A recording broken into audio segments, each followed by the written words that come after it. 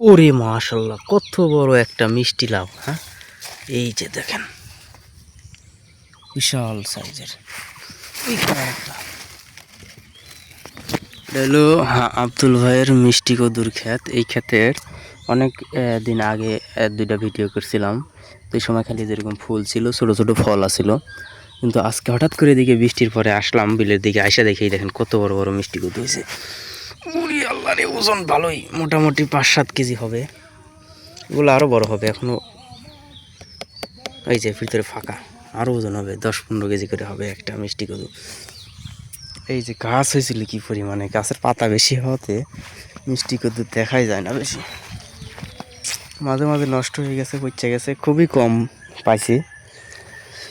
এই হলো মিষ্টি কদু। মিষ্টি কদু কিন্তু একটা লাভজনক আবাদ। আর মিষ্টি কদুর মনে করেন যে এই সেদিকে আরও দেখা যাচ্ছে।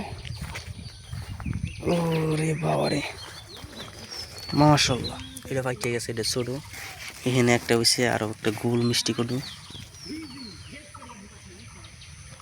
ক্ষেতের ভিতরে যাইতেছি না, মোরা একটা, আল্লাহ এই দেখেন সাইজ কি, এটা মনে হয় 15 কেজি হবো।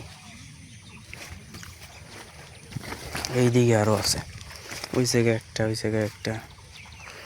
মাশাল্লাহ মাশাল্লাহ।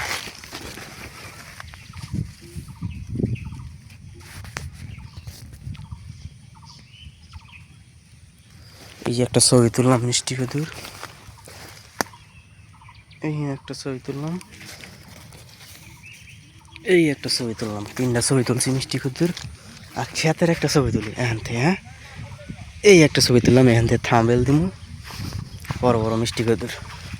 তো গাইজ, আজকের এই মিষ্টি কদুর জমির ব্লগ ভিডিও আপনাদের কেমন লাগলো অবশ্যই কমেন্ট করে জানাবেন। আর মিষ্টি কদু কে কে পছন্দ করেন, কে কে খাইতে ভালোবাসেন করে নিন। অনেকে বলে মিষ্টি লাউ, অনেকে বলে বিলাতি লাউ, অনেকে অনেক ধরনের বলে। আর আপনারা প্রত্যেকে মিষ্টি কদুর ক্ষেতের ভিডিওটা দেখতেছেন অবশ্যই জানাবেন।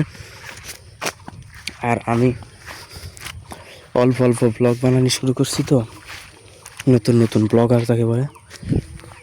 তো সবাই ভালো থাকবেন, সুস্থ থাকবেন, শুভকামনা রইল। আল্লাহ হাফিজ।